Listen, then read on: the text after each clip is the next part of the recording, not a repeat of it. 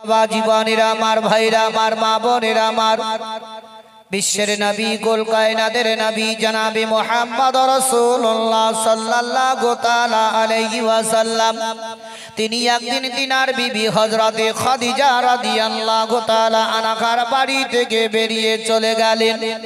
এদিকে খাদিজা রাদিয়াল্লাহু তাআলা আনহা ঘরের ভিতরে বসে বসে চিন্তা করতে লাগলেন, বিশ্বের নবী আমার কতক্ষণে বাড়ি আসবেন বাবা। এভাবে খাদিজা চিন্তায় চিন্তিত হয়ে গেলেন। ঘন্টার ঘন্টা কেটে গেল, তবুও বিশ্বের নবী বাড়ি যখন এলেন না, হযরতে খাদিজা রাদিয়াল্লাহু তাআলা আনহা ওই সমাতে বিশ্বের নবীর দিকে লক্ষ্য করে কান্না করতে লেগে গেলেন। খাদিজার মনটা বাবা ছটফট করতে লেগে গেল। খাদিজা রাদিয়াল্লাহু তাআলা আনহার দুই চোখের পানি ঝরঝর করে ঝরে যায়। এমন সমাতে খাদিজা তিনার বেটি হযরতে ফাতেমা যোহরা রাদিয়াল্লাহু তাআলা আনহাকে ডাক করলেন, বললেন বেটি ফাতেমা একটু বেটি এগিয়ে চলে এসো। ফাতেমার বয়স তখন বাবা 6 থেকে 7 বছরের বেটি। হযরতে ফাতেমা যোহরাকে ডাক করলেন। ফাতেমা টুক টুক টুক টুক করে এগিয়ে চলে গেলেন। মা খাদিজা রাদিয়াল্লাহু তাআলা আনহা ফাতেমাকে ধরে বলতে লেগে গেলেন, ওগো বেটি ফাতেমা তোমার আব্বা বাড়ি থেকে বেরিয়ে গেছেন, তবে এখনো পর্যন্ত কেন আসছেন না গো ফাতেমা? তবে একটু তুমি বাড়ি থেকে বেরিয়ে যাও, তোমার আব্বার খবরটা নিয়ে আসো না কেন? হযরতে খাদিজার চোখের পানি দেখে ফাতেমার সহ্য করতে পারলেন না। ফাতেমা দুই চোখের পানি ঝরঝর করে ঝরে যায়। হযরতে ফাতেমা যোহরা রাদিয়াল্লাহু তাআলা আনহা তিনি বাবা কাঁদতে কাঁদতে রাস্তা ধরে নিয়ে চলতে লাগলেন। ফাতেমা একটু দূরে আগে চলে গেলেন। ফাতেমা দেখছেন তো একটা লোক বাবা পাগলের মতো গেটে গেটে চলে আসতেছে। তার শরীরে জামাটা রক্তে লাল হয়ে আছে, এমনকি মাথার চুলগুলা এলোমেলো হয়ে আছে। দয়ার নবী মুস্তাফার বেটি ফাতেমা যোহরা রাদিয়াল্লাহু তাআলা আনহা ওই লোকটাকে দেখার পরে চুপ করে দাঁড়িয়ে গেলেন। ফাতেমা আগে দিকে আর বাড়েন নাই। ওই পাগলের মতো লোকটা কখনো জমিনে পড়ে যায়, আবার কখনো উঠে হাঁটতে আরম্ভ করে দেয়। ফাতেমা দেখার পরে চুপ করে দাঁড়িয়ে দাঁড়িয়ে ফাতেমা কান্না করতেছিলেন। ফাতেমা দুই চোখের পানি ঝরঝর করে চলে যায়। ফাতেমা বাবা আগে দিকে আর গেলেন না। কাঁদতে কাঁদতে বাবা ওয়াপসি বাড়ির দিকে রওনা করলেন। বাড়ির দরজাতে গিয়ে ফাতেমা যোহরা রাদিয়াল্লাহু তাআলা আনহা দাঁড়িয়ে দাঁড়িয়ে কান্না করতেছিলেন। এমন সময়তে খাদিজার কানের মধ্যে আওয়াজ চলে গেল। ওই সময়তে খাদিজা দরজাখানা যেমনি খুলে দিলেন, দেখছেন তো ফাতেমা যোহরা কান্না করেন। খাদিজা বললেন, বেটি গো কেন তুমি দরজাতে কান্না করো? আমি তোমার আব্বার খোঁজ নেওয়ার জন্য পাঠিয়েছিলাম, তবে তোমার আব্বার খবরটা বলো না কেন? কেন তুমি একা দাঁড়িয়ে দাঁড়িয়ে কান্না করো? ফাতেমার চোখের পানি ঝরঝর করে ঝরে যায়, কোনো জবাব দেন না। খাদিজা দ্বিতীয়বারে বললেন, বেটি গো তোমার আব্বার খবরটা বলো না কেন? কেন তুমি এইভাবে কান্না করো? ফাতেমা যোহরা বললেন, ওগো আমার আম্মা জান, ওগো আমার গর্ভধারিণী মা, আমি যখন রাস্তা ধরে চলে যাই গো মা, আমি একটা পাগল লোক দেখতে পেয়ে মা, তারে আমি ভয় পেয়ে ওয়াপসি চলে এসেছি। খাদিজা শোনার পরে আরো কাঁদতে আরম্ভ করে দিলেন। খাদিজার দুই চোখের পানি ঝরঝর করে চলে যায়। খাদিজা স্ত্রীর ভাবে থামতে পারে নাই। ফাতেমা যোহরা রাদিয়াল্লাহু তাআলা আনহা কে খাদিজা সিনার মধ্যে লাগিয়ে দিয়ে বললেন, ও বেটি ফাতেমা গো আমার ঘরে আর মন টিকে না, তোমার আব্বা কোথায় গেলেন এখনো কেন আসেন নাই? তবে বেটি গো দ্বিতীয়বারে তুমি আবার চলে যাও, তোমার আব্বার খবরটা নিয়ে আসো না কেন? ফাতেমা জোহরা রাদিয়াল্লাহু তাআলা আনহা কান্দে কান্দে বাবা দ্বিতীয়বারে রাস্তা ধরে যখন চলতে আরম্ভ করে দিলেন, ফাতেমা বাবা একটু দূরে যাওয়ার পরে ওই পাগলের মতো লোকটাকে দেখে আবার চুপ করে দাঁড়িয়ে গেলেন আর জমিনের মধ্যে পড়ে আছেন। ফাতেমা জোহরা বাবা ওয়াপসি যেমনি মুখটাকে ফিরিয়ে বাড়ির দিকে চলে যাবে, এমন সমাজে ওই ব্যক্তি বাবা পিছন থেকে ডাক দিয়ে বলেন, ও ফাতেমা তুমি ভয় পাবে না, আমি কোনো পাগল নই গো, আমি হচ্ছি তোমার আব্বা, আমি বিশ্বের নবী আছি। একটু জোরে বলো। নবী পড়ে আছে, নবীর কি কষ্ট, নবীর প্রতি কি অত্যাচার করেছে। আজ আমরা সেই নবীর উম্মত। আজ যদি নবীর প্রতি আমাদের মহব্বত থাকতো, আজ আমাদের চোখ দিয়ে ভাই পানি আসতো। কি নবী আমাদের জন্য কি করেছে। আজ মা জননীর আমার বিশ্বের নবীর বিবি হযরত খাদিজা রাদিয়াল্লাহু তাআলা আনহা, এ ভাই একটু বাড়াও ভাই, কমই দে, তখন কমই দিলে। Hello hello hello. তবে তো খাদিজা রাদিয়াল্লাহু তাআলা আনহা তিনি কাঁদছেন তিনার স্বামীর জন্য।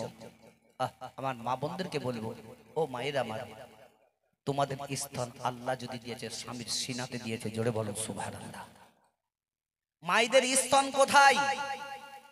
স্বামীর সিনাতে। বলে কেমন করে? বলে হযরতে আদম আলাইহিস সালামের বিবি মা হাওয়াকে যখন তৈরি করা হয়, কোথা থেকে করা হয়েছিল? বাম পাশিল্লির এই হাড্ডি থেকে হাওয়াকে তৈরি করা হয়েছে। তার জন্য মেয়েদের স্থান হচ্ছে স্বামীর সিনাতে, জোরে বলো সুবহানাল্লাহ। এরা কিন্তু সেই স্থানটা দিতে জানে না। আজকে মায়েরা সেরকম হাদিস কোরআন যদি সেরকম যেভাবে জালসা মিলাদিরা শুনে বেড়ায়, তারা যদি একটু একটু পরিবর্তন হয়, তবে দেখবেন ইহকাল পরকালেও তারা লাভবান হয়ে যাবে। কি ভাই হবে না? আজ বলছে পর্দার ভিতরে আমরা ঢুকে ঢুকে জালসা শুনবো, আমরা পর্দাশীল নারী বলছে না, বলে না? এই কি তাই না? পর্দার ভিতরে আমরা বসে বসে জালসা শুনবো, কিন্তু পর্দার ভিতরে যেমন বসে বসে জালসা শুনছো, শোনার পর দিনের বেলাতে পর্দার মতোই ঘুরে বেড়াও, তবেই তো না তো বেপর্দা হয়ে গেলে ঘুরে বেড়াও। বলো, সকাল হলে মাথায় কাপড় থাকে না, পিঠে কাপড় থাকে না, কি বলো? তাহলে পর্দা কি করে হলো? কি শিখলে তুমি? একটু আগে আপনাদের এখানে কমিটিদেরকে এবং আপনাদের মাদ্রাসার শিক্ষকদেরকে বলো, ভাই যদি জালসাই ভাবে বাঁচাতে যদি হয়, তো মেয়ে ছেলেকে ওইখান থেকে নিয়ে এইখানে বসাবার চেষ্টাটা করো। তো কিছু কিছু মেয়ে ছেলে বলছে যাবো না, আমরা পর্দা দিয়ে থাকবো। বাপরে পর্দা নাকি? আমি ভাই কাউকে পরবাই করে কথা বলি না, যেটুকু বলি ভালো করে কথা বলি চলে যায়। সেরকম আজকে এই জায়গাতেই যদি বসে থাকতো, তাহলে মানুষের জালসাটা তো ভালো বলো। তারা দূরে দূরে বসে আছে। থাকো তোমরা পর্দার মতোই থাকো, কিন্তু পর্দা প্রত্যেক দিনই করো, তবে এটা ভালো লাগবে। আর জালসা শুনলা খুব ভালো লাগলো, সকাল বেলাতে উঠে তোমার পিঠে কাপড় নাই, মাথায় কাপড় নাই, বড় বড় হাতে মোবাইল নিয়ে, এই যে আমার ভাইরা বাপজিরা মা বোনেরা আমার, এমন এমন মা বোনদেরকে দেখা যায় 24 ঘন্টা বাবা মোবাইল নিয়ে ঘোচাঘুচি করে যায়। রাত দিন দেখবেন, রাত্রি 12টাতেও দেখবেন মোবাইল নিয়ে বাবা ভিডিও কল করে বাবা এমন এমন লোকের সঙ্গে কথাবার্তা বলে। পরপুরুষের সঙ্গেও বাবা সেইভাবে কথাবার্তা বলতে থেকে যায়।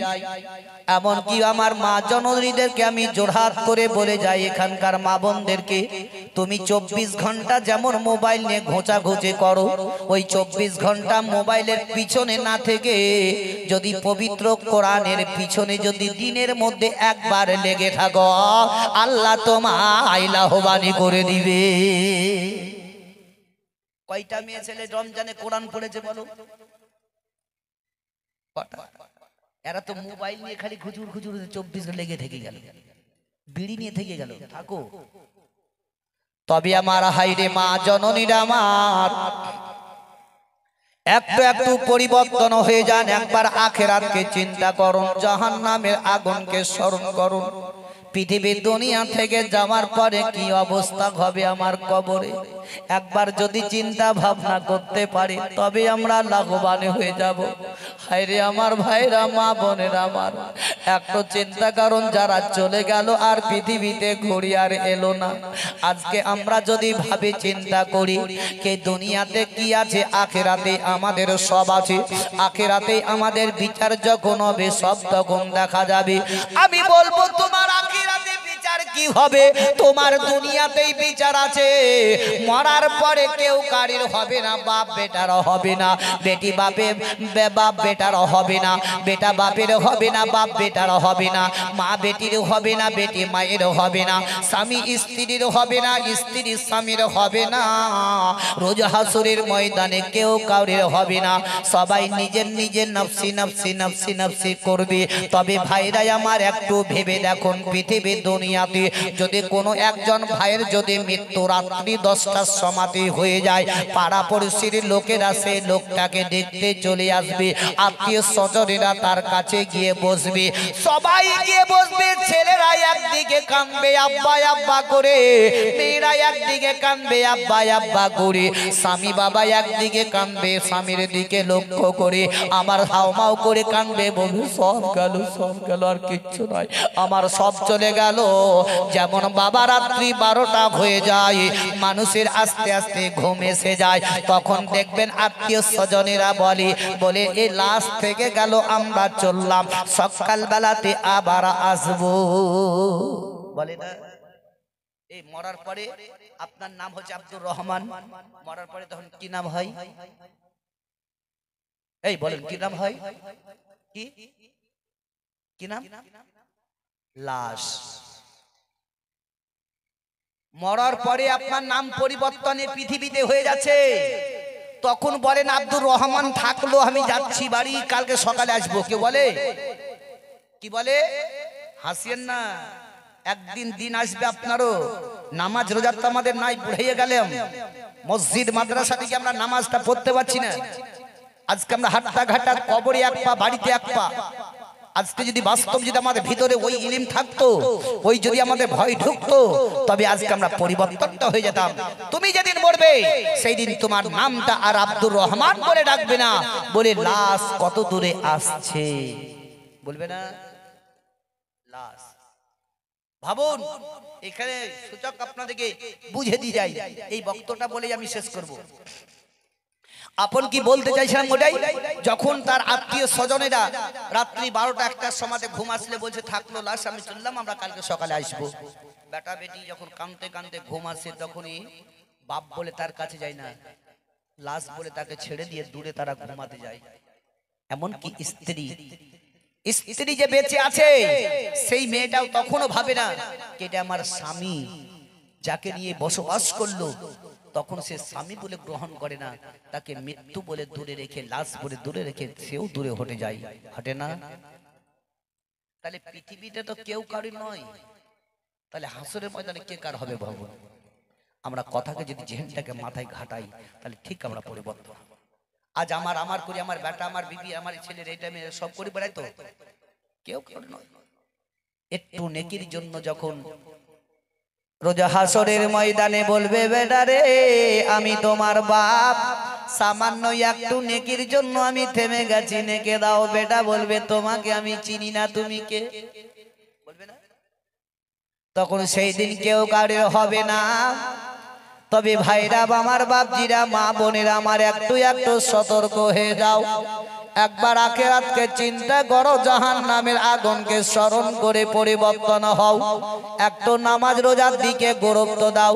আল্লাহ বলেছেন, ও আমার বান্দা বান্দিরা, তোমরা যদি কোনো দোয়া দরুদ যদি না জানো, সামান্য যদি তোমরা নামাজের দিকে ধাপিত হয়ে রুকুতে সাজদাতে যদি আল্লাহ আল্লাহ বলে আমাকে ডাকো, আমি আল্লাহ আমি সেটা তোমার কবুল করে নিব। আল্লাহর নবীজি আমার, দয়ার নবী মুস্তাফা আমার, ফাতেমা জোহরা রাদিয়াল্লাহু তাআলা আনহাকে পিছন দিয়ে ডাক দিয়ে বললেন, ফাতেমা আমি কোনো পাগল নয়, পাগল নয়, আমি হচ্ছি তোমার আব্বা, আমি নবী মুস্তাফা। দয়ার নবীজি যেমনি বাবা ডাক দিয়ে দিলেন, ফাতেমা জোহরা রাদিয়াল্লাহু তাআলা আনহা দৌড়ে দৌড়ে দৌড়ে দৌড়ে বিশ্বের নবীর কাছে চলে গেলেন। দয়ার নবী মুস্তাফার দিকে তাকিয়ে ফাতেমা আমার অজার নয়নে কেঁদে চলে যায়। ফাতেমা দুই চোখের পানি ঝরঝর করে চলে যায়। ফাতেমা জোহরা আমার স্থির ভাবে থামতে পারেন নাই। দয়ার নবীর মুখের দিকে ফাতেমা তাকিয়ে তাকিয়ে বলেন, ইয়া রাসূলুল্লাহ, ইয়া হাবিবাল্লাহ, নবী গো আপনার এই অবস্থাটা কেন একবার বলুন না কেন? বিশ্বের নবীর বেটি ফাতেমা কখনো আব্বা আব্বা বলে ডাকতেন, নচেত বলতেন ইয়া রাসূলুল্লাহ, ইয়া হাবিবাল্লাহ। দয়ার নবী মুস্তাফার দিকে তাকিয়ে ফাতেমা বললেন, ওগো ইয়া রাসূলুল্লাহ আপনি বলুন না কেন, আপনার এই অবস্থাটা কে এমন করলো বলুন না কেন? দয়ার নবীজি ফাতেমা জোহরা রাদিয়াল্লাহু তাআলা আনহাকে ধরে নিয়ে বললেন, ওগো বেটি ফাতেমা একবার চোখের পানি বন্ধ করো, আমি সব কিছু বরদাস্ত করতে পারি রে মা, তবে তোমার চোখের পানি বরদাস্ত করতে পারি না। বেটি একটু কান্নাটা বন্ধ করো না কেন? দয়ার নবী মুস্তাফার মুখের দিকে তাকিয়ে বললেন, ইয়া রাসূলুল্লাহ তবে আপনার কে এমন অবস্থা করলো একবার বলুন না কেন? দয়ার নবীজি চোখ দুটো বন্ধ করলে নবীর দুই চোখের কোনা দিয়ে পানি পড়ে গেল।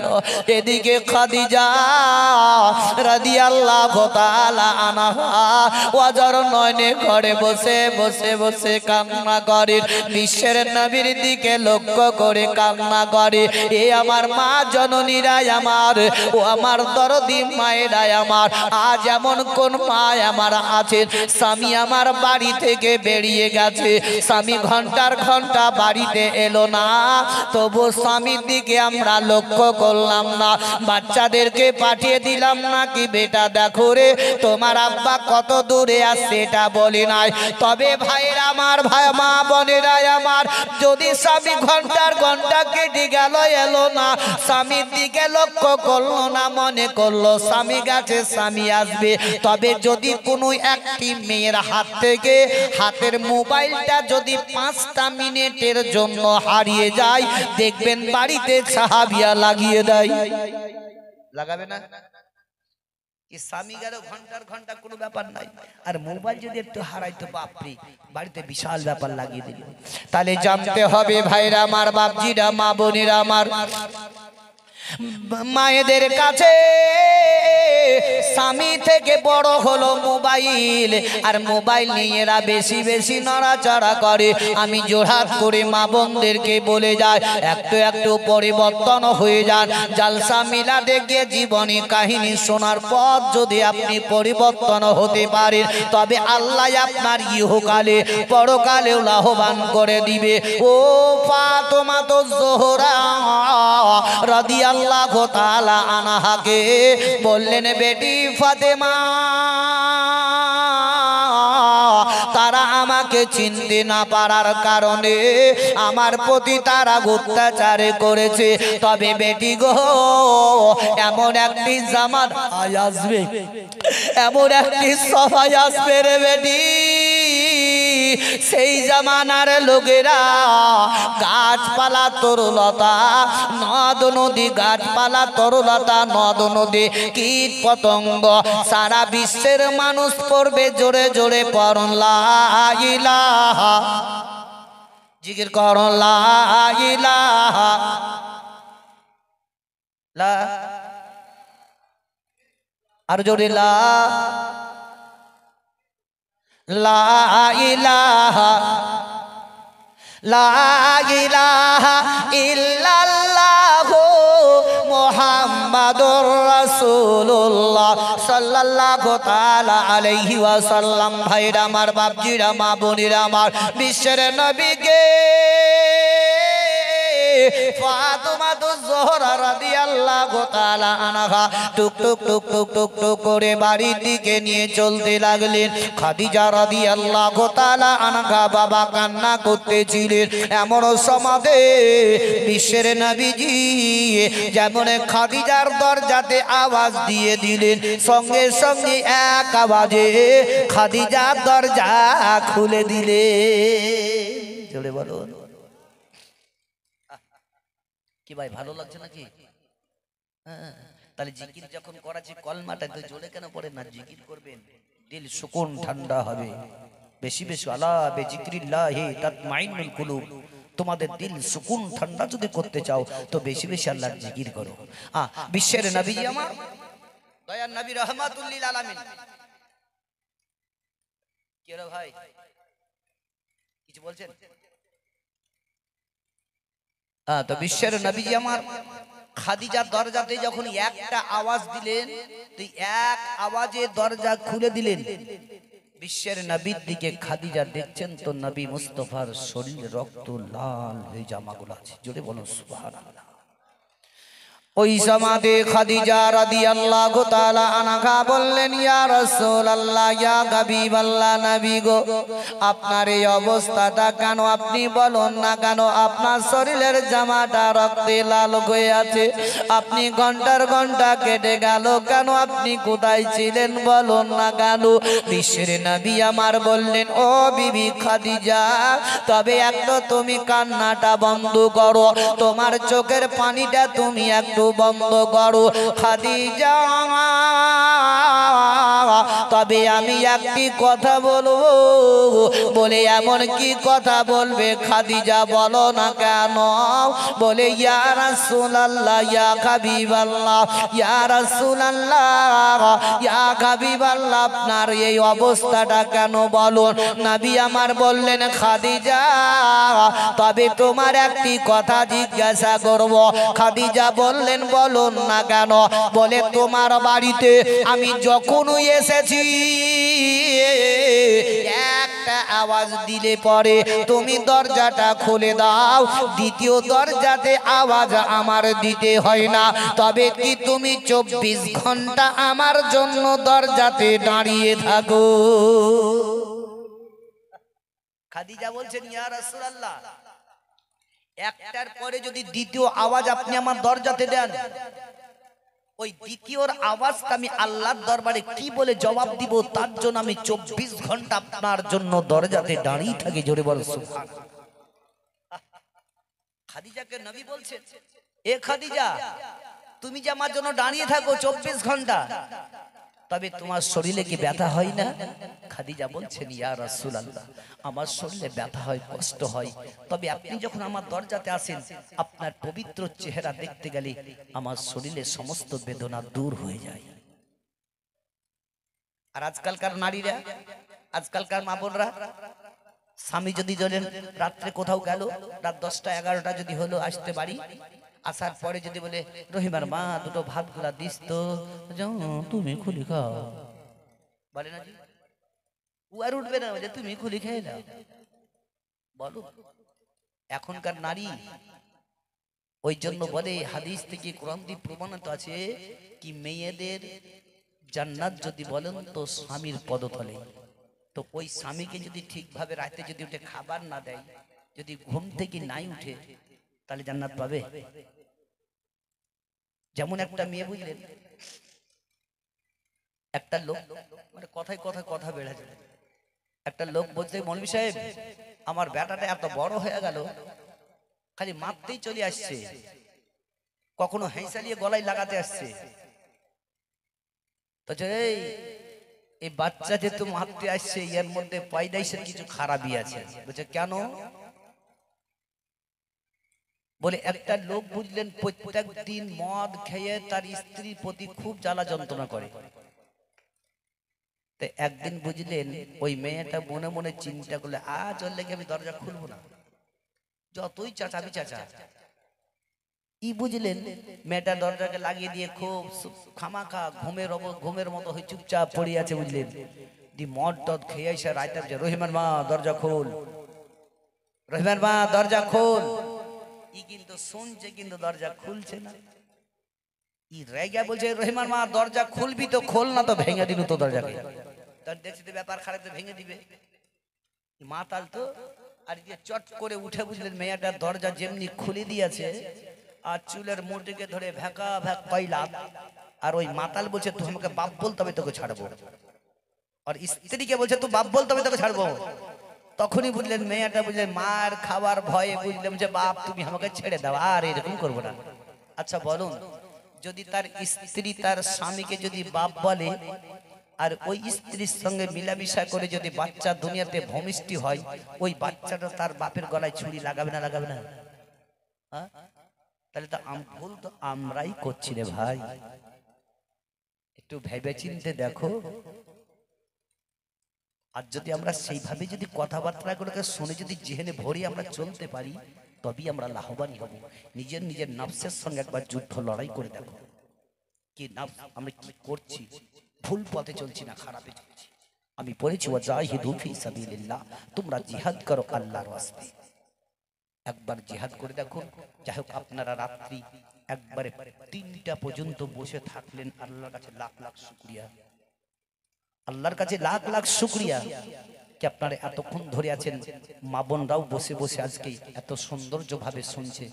আল্লাহ তাদেরকে এইভাবে শোনা তৌফিক এনায়েত করুক। একবার দরুদ পাক পড়ুন, আল্লাহুম্মা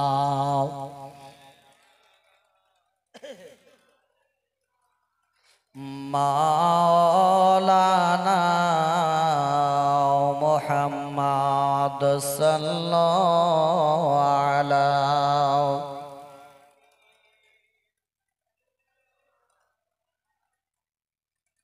हरदम जबान से निकालो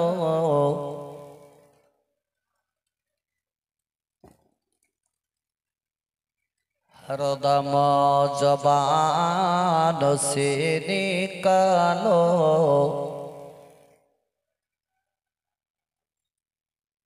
सल्लल्लाहु ताला अलैहि वसल्लम।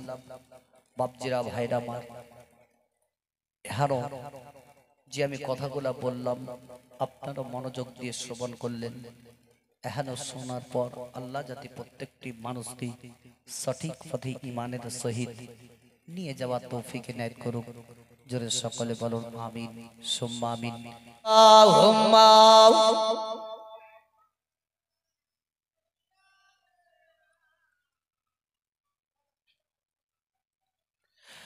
وعلى آل سيدنا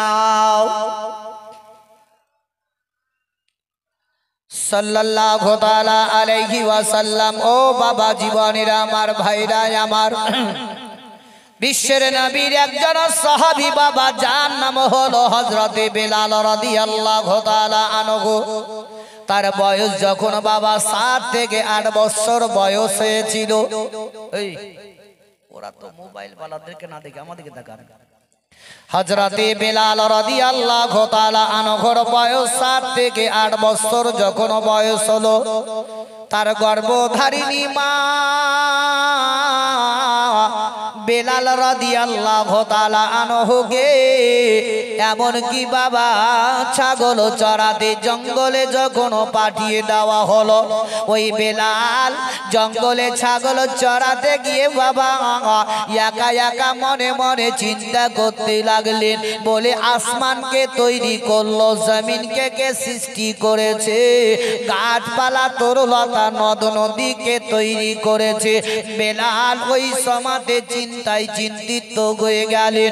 এমন সমাতে বেলালের কানে বাবা কলমার ধ্বনি আওয়াজ আসতে লাগলো। আর বেলাল মনে মনে করলেন, যদি এখনো পৃথিবী দুনিয়াকে যদি সৃষ্টি করেছে একমাত্র আল্লাহ সৃষ্টি করেছে। জোরে বলুন। বেলাল কয় বছরে? 60 থেকে 8 বছর বয়স। ওই বেলাল বাবা জঙ্গল থেকে বাড়ি আসার পরে বেলাল রাদিয়াল্লাহু তাআলা আনহু তার মা জননীকে বলতে লাগলো, বলে মা গো, আমি একটি কথা জিজ্ঞাসা করব। বলে বেটা কি বলবে বলো না কেন? বলে মা আমাদেরকে কে তৈরি করেছে? গাছপালাকে তৈরি করেছে, জমিন ও আসমানকে কে তৈরি করেছে মা? বলে বলো মা, একবার বলে দাও। বেলালের মা ওই সমাতে বেলালকে বলতে লাগলো, বেলা বেটা বেলাল রে, তবে আমাদের বাদশা যার নাম হলো উমাইয়া, আর উমাইয়াই আমাদেরকে সৃষ্টি তৈরি করেছে। পরন নাউজুবিল্লাহ। ওই উমাইয়ার দিকে লক্ষ্য করে বেলালের মা বলল, বেলাল বলল, মা গো, যদি আমাদেরকে ওই এহানো উমাইয়া তৈরি করেছে, তবে উমাইয়াকে কে তৈরি করেছে বলো? বলবে না? বলবে না কি ভাই? একটু ওয়াজি বলছে না, ঘুমাচ্ছে। উমাইয়াকে কে তার তৈরি করলো? ওই সমাতে বেলালের মা বড় চিন্তায় চিন্তিত হয়ে গেল। বেলালের মা কাঁদতে লেগে গেল।